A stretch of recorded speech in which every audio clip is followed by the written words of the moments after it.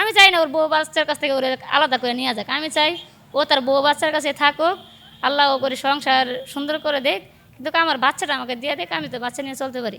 আমার হাজব্যান্ড আমাকে বিয়ার আগে খুব ভালোবাসতো, আমি ভাবতাম মনে হয় আমাকে অনেক ভালোবাসে। এভাবে বাবা মার কথা আমি শুনছি না। আমি মাদ্রাসার মধ্যে পড়ছি, মাদ্রাসার মধ্যে ব্যাপক পর্যন্ত উঠছি, ব্যাপক পর্যন্ত ব্যাপক পরীক্ষায় দেই না। হ্যাঁ, বাপ মার দোয়া যে জায়গার মধ্যে নাই, এই জায়গার মধ্যে কোনো সন্তানের সুখ শান্তি নাই।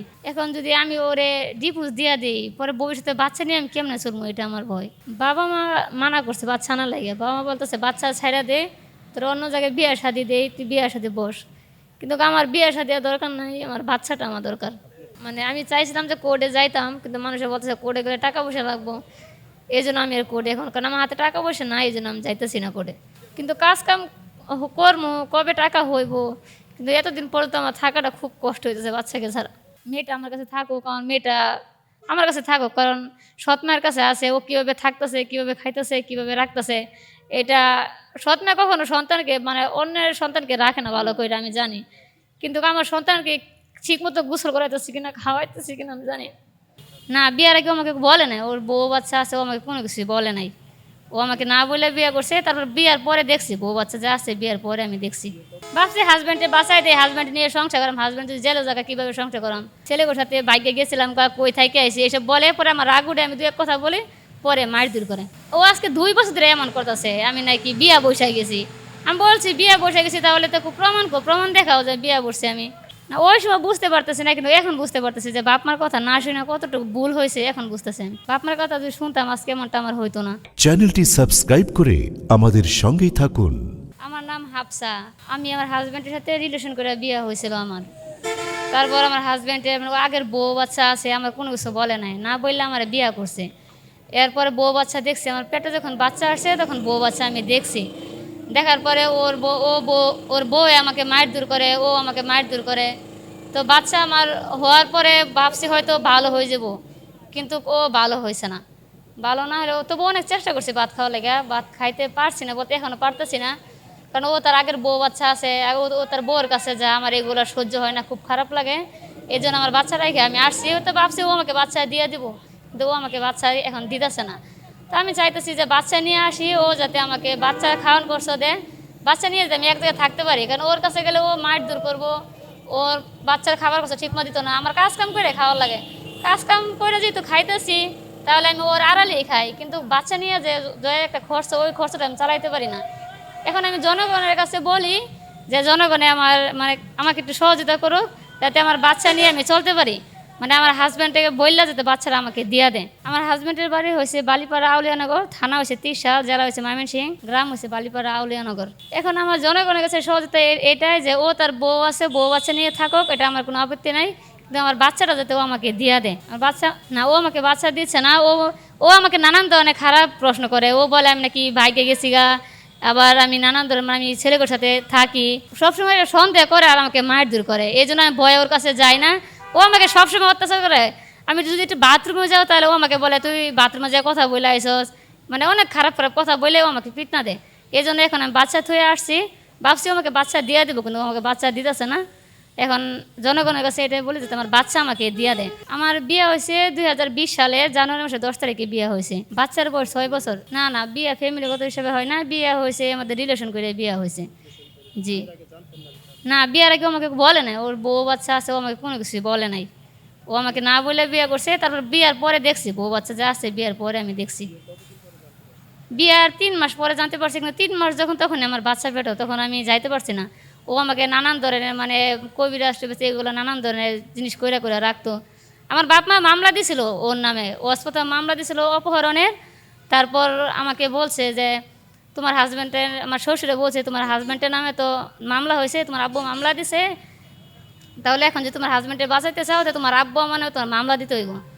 বলতে হইব যে না, আমার হাজব্যান্ডে আমাকে তুইলা আমার অপহরণ করে নাই, আমি ইচ্ছাকৃত চলে আসছি। মানে ওরা আমাকে যেভাবে বুঝাই দিছে, আমি সেভাবেই চলে আসছি। গেছি কোর্টে যেয়ে বলছি, আমার কোর্টে আমাকে ডাকছে, বলছে তোমার হাজব্যান্ডে তোমাকে অপহরণ করছে। আমি বলছি না, আমি ইচ্ছাকৃতভাবে চলে আসছি, বাপ মানে ছুটো করছি। ভাবছি হাজব্যান্ডে বাঁচাই দেয়, হাজব্যান্ড নিয়ে সংসার করাম, হাজব্যান্ড যদি জেলে জায়গা কীভাবে সংসার করাম, এই চিন্তা করে ওরে বাঁচাই নিয়ে আসছি। তারপর আমার বাবা মা আবার এই মামলা দিছে ওর নামে নাবালকের, এখন রানিং চলতেছে নাবালকের মামলা। এটার মধ্যে আমার হাজব্যান্ডকে ধরে নিয়ে গেছিল গা। 18 দিন জেলে ছিল। তারপর আমি মানুষের জায়গায় যে কাজ কাম করে হাজব্যান্ডে আমি ছুটে নিয়ে আসছি। এখন ওই জেল থেকে বাইরে আসাও আমার হাজব্যান্ড এখন এই আমাকে মায়ের দুরি করে, আগের বউর সাথে চলাফেরা করে। যাক, ও তার বউর সাথে চলাফেরা করুক, আমার কোনো আপত্তি না। ওর যেহেতু বড় বউ বাচ্চা আছে, ও তার বড় বউর কাছে থাকুক। কিন্তু আমি চাই ও আমার বাচ্চাটা আমাকে দিয়ে দেখ, আমার বাচ্চা নিয়ে যদি চলতে পারি ওইরকম আমার একটু সহযোগিতা করে, যে বাচ্চা নিয়ে আমি দূর থেকে থাকতে পারি, খাইতে পারি। না, ও আমাকে খরচ কোনো কিছু দেয় নাই। আমি ওরে ফোন দিই, বাচ্চার সাথে কথা বলতেছে, আমার কথা বলতে দেয় না, কথা হয় না। ওই দিন ফোন দিয়ে বলতেছে যে তুই আমাকে ফোন দিস না, তুই বেড়ান লিয়ে থাকতেছস, তুই বেড়ান লিয়ে থাকস, মানে আমি নাকি বিয়া করছি। অথচ দেখেন আমি কিন্তু কাজ কামের জন্য কিন্তু আমি বাইরে আসছি, আমি কাজ কাম করতেছি, খাইতেছি। এখন আমি মানে বাচ্চার জন্য আমার খুবই খারাপ লাগতেছে, এখন কাজ কামে মন বসতেছে না আমার। না, ওর কাছে গেলে ও আমাকে জোর করে রাইখা দেয়, ও আমার আসতে দেয় না। তারপর না আসতে দেয় না, পরে আবার আমাকে ঘরের ভিতরে রাইখা মানে আজারা কথা কয়ে খালি মার দূর করে। হ্যাঁ, খালি মানে বলে আমি ছেলের সাথে বাইকে গেছিলাম, কই থাইকে আইসি এসব বলে। পরে আমার রাগ উঠে, আমি দু এক কথা বলি, পরে মার দূর করে। হ্যাঁ, ওর সন্দেহ আমি নাকি আরেক ছেলের সাথে বাইকে গেছি গা, আমি বিয়া বসছি, ওর সন্দেহ এগুলো। ও আজকে 2 বছর ধরে এমন করতেছে আমি নাকি বিয়া বসে গেছি। আমি বলছি বিয়া বসে গেছি, তাহলে তো প্রমাণ দেখাও যে বিয়া বসছি আমি। ও এসবই সবসময় বলে, মানুষের কাছে বইলা বেড়া, আমাদের এলাকাতে মানুষের কাছে বইলা বেড়া, জামা নাকি বিয়া বয়ে পড়ছে ওরে রাইখা, বাচ্চা ফেলাই থেকে গেছি গা, এগুলো। না, ওই সময় বুঝতে পারতেছি না, কিন্তু এখন বুঝতে পারতেছি যে বাপ মার কথা না শুনে কতটুকু ভুল হয়েছে, এখন বুঝতেছি আমি। হ্যাঁ, খারাপ লাগে, এখন খারাপ লাগে, বাপ মার কথা শুনছি না। বাপ মার কথা যদি শুনতাম আজকে এমনটা আমার হইতো না। এখন এই যে যা হয়েছে, আমার বাপ মা বসে আমার দেখতো, এখনো বাপ মা দেখার চেষ্টা করে। বাপ মা এখনো বলতেছে যে আগের যে মামলা চলতেছে, এই মামলার মধ্যে যাই বলতাম যে আমার হাজব্যান্ডে আমাকে মানে নির্যাতন করতেছে, কিন্তু আমি যাইতেছি না আইনের কাছে, যে আইনের যদি কাছে যাই তাহলে ওরে ধইরা নিয়ে যাবো গা। আমি চাই না ওর বউ বাচ্চার কাছ থেকে ওরে আলাদা করে নিয়ে যাক। আমি চাই ও তার বউ বাচ্চার কাছে থাকুক, আল্লাহ ও করে সংসার সুন্দর করে দেখ, কিন্তু আমার বাচ্চাটা আমাকে দিয়ে দেখ, আমি তো বাচ্চা নিয়ে চলতে পারি। আপনার কাছে আমার লাস্ট একটা প্রশ্ন, হ্যাঁ, সেটা হলো যে এই যে আপনি যে আপনার বাবা মার কথা না শুনে এই যে কাজগুলো করছেন, এখন আপনার মতো তো এরকম আরও অনেক মানুষ আছে যারা এই ধরনের মানুষের সাথে রিলেশন করে, অবৈধ রিলেশন করে তারা বিয়ে শাদী করে। এই ধরনের অনেক মানুষ আছে, আপনি তাদের উদ্দেশ্যে কি বলবেন? আমি বলতে চাই যে আমার মতো এরকম ভুল যাতে কেউ না করে, বাবা মা যা বলে বাবা মার কথা যাতে শুনে। কারণ বাবা মার কথা না শুনলে জীবনে কোনো সুখ শান্তি হয় না। রিলেশন করে মানুষের জীবনে প্রেম ভালোবাসা আসে, ঠিক আছে, কিন্তু যাই করুক না করুক বাপ মার কাছে বলুক। বাপ মা যাতে পরবর্তী যদি ভালো হয়, বাপ মা তো কোনো সন্তানে খারাপ চায় না। যদি বাপ মা মনে করে ভালো হয়েছে, তো বাপ মা এটা একটা সিদ্ধান্ত নিব। আর যদি বাপ মা মনে করে না এটা ভালো না, তাহলে ওর এই জায়গার মধ্যে যাওয়া উচিত না। আমি যতটুকু ভাবি, আমি মনে করি ও যাতে এইগুলো কাজে কেউ যেতে না যায়, আমার মতো ভুল কেউ যেতে না করে, বাবা মার কথা যাতে সবসময় শুনে। সমাজে কিন্তু এরকম অসংখ্য মানুষ আছে যারা এখনো রিলেশন করে বা সম্পর্ক করে বিয়ে শাদী করে, কোনো কিছু না বুঝা না যায় না। হ্যাঁ, তো এই ধরনের কাজ যেন আর মানুষ না করে, তাদের উদ্দেশ্যে আপনি কয়েকটা কথা বলেন। এই ধরনের কাজ যদি মানুষে যদি করে, মানে যেমন আমি যে কাজটা করছি, এখন আমি নিজে ফলাফল ভুগতেছি, কিন্তু এই ধরনের কাজ করা ভালো না। কারণ আমি একসময় ভাবতাম হয়তো মনে আমার হাজব্যান্ডে মনে আমাকে খুব আদর করবো, মনে নিয়ে মনে সুখ শান্তিতে দিব, কিন্তু আসলে যা আসার পরে দেখলাম যে না, বাবা মা যেটা বলছেন ওইটা ঠিক বলছেন। ও যা বলছে ওর কথা মিথ্যা। ও আবেগের জন্য আমাকে আনছে, ওর কাজের জন্য আমাকে আনছে, ওর কাজ শেষ হয়েছে।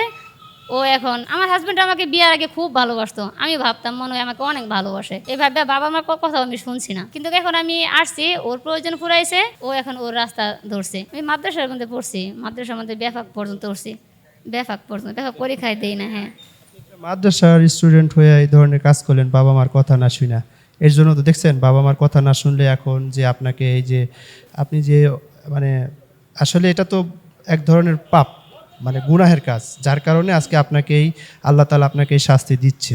হ্যাঁ, আমি মনে এটাই করি যে বাপ মার দোয়া যে জায়গার মধ্যে নাই, এই জায়গার মধ্যে কোনো সন্তানের সুখ শান্তি নাই।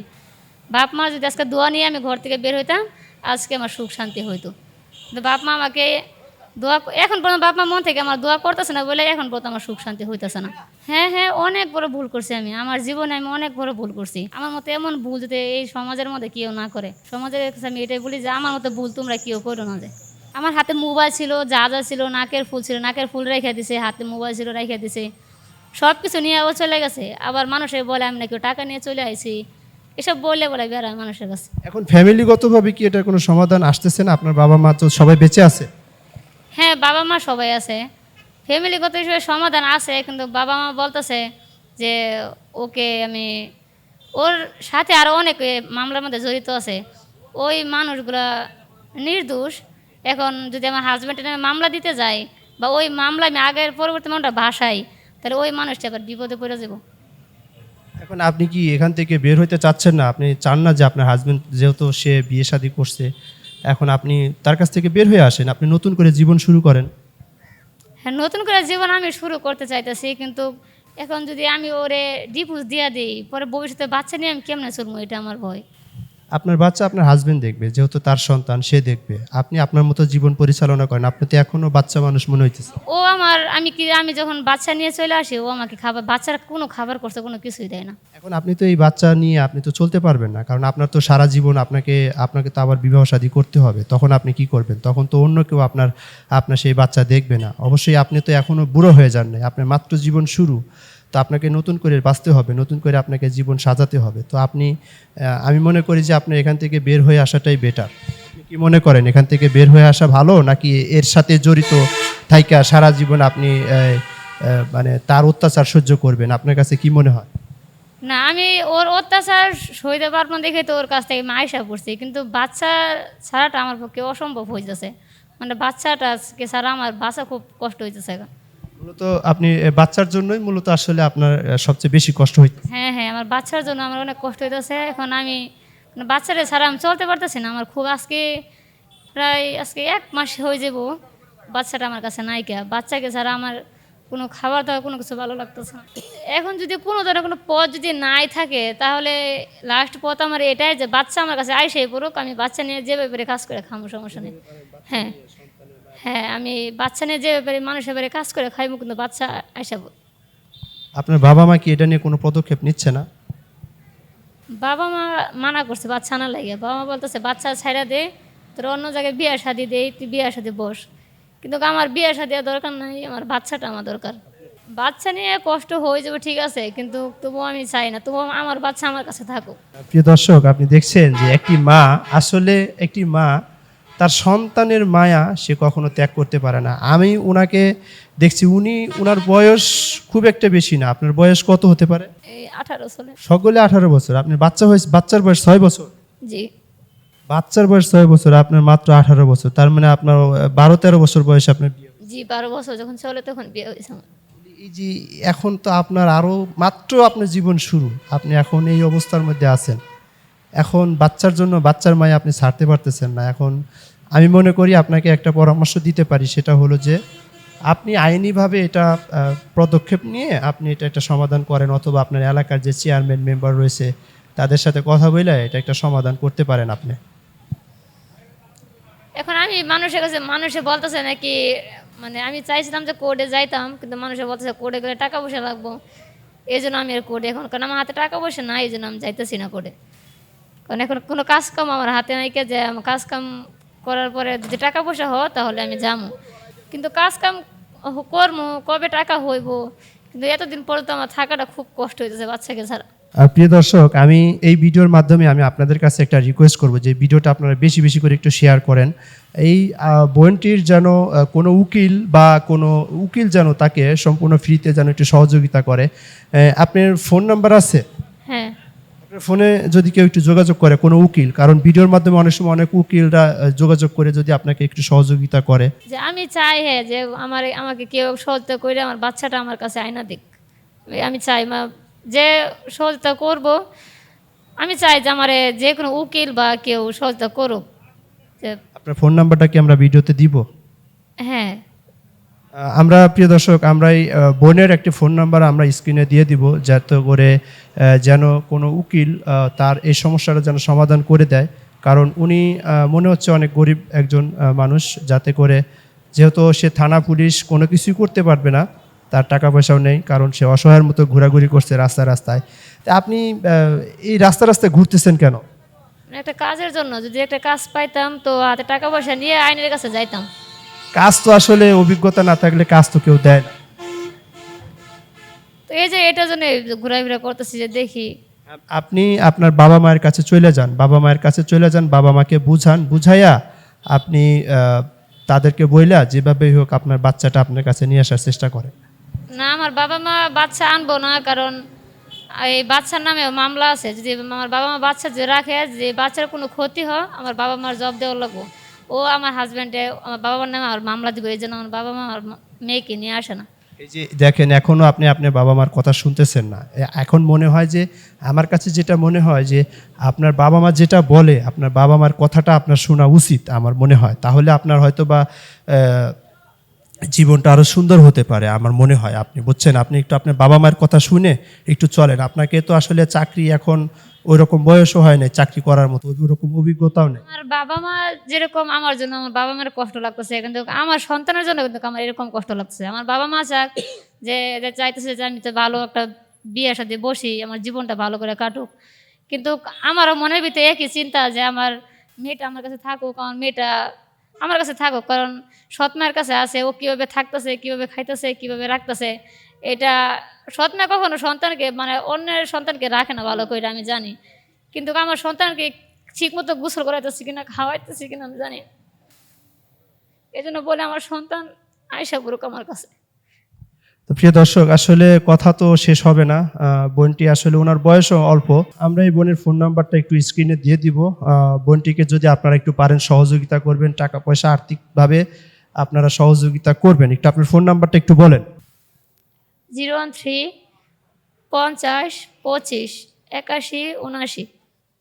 হ্যাঁ, আমরা যে নাম্বারটি দিলাম এই নাম্বারটিতে আপনারা একটু এই বোনের সাথে একটু যোগাযোগ করবেন, যাতে করে এই বোনটি একটু সহযোগিতা পায়। আর বলার মতো তো কোনো ভাষা নেই। আপনার মূল ঠিকানাটি একটু আবার বলেন। আমার মূল ঠিকানা হয়েছে থানা ত্রিশাল, জেলা ময়মনসিংহ, পোস্ট অফিস আউলিয়ানগর, গ্রাম হয়েছে পাটুলি। পাটুলিয়া। হ্যাঁ, পাটুলি হ্যাঁ। দর্শক, আসলে ওনাকে দেখে তো আমার নিজেরও অনেক মায়া লাগতেছে। যে যাই হোক, আপনাদের ঠিকানাটাও দিয়ে দিলাম। আপনারা সবাই একটু তার পাশে দাঁড়ান, যেহেতু অনেক অসহায়ের মতো সে রাস্তায় রাস্তায় ঘুরতেছে। আমি এখানে ভিডিও করতেছিলাম, তো সে দেখতেছি যে রাস্তায় রাস্তায় ঘুরতেছে। তো সে নিজে থেকে আমাকে বলতেছে যে ভাই, আমি এরকম বিপদে পড়েছি, আমাকে একটু ভিডিও করে একটু সহযোগিতা করেন। তো সেই জন্য আপনাদের সামনে ভিডিওটি উপস্থাপনা করা। তো ভিডিওটি বেশি বেশি করে শেয়ার করে দেন। আর এই বোনটির জন্য আমরা দোয়া করি, আল্লাহ যেন তাকে সহযোগিতা করে, তার বিপদে যেন আল্লাহ পাশে দাঁড়ায়। তো ভিডিওটি বেশি বেশি করে শেয়ার করে দিবেন। আসসালামু আলাইকুম।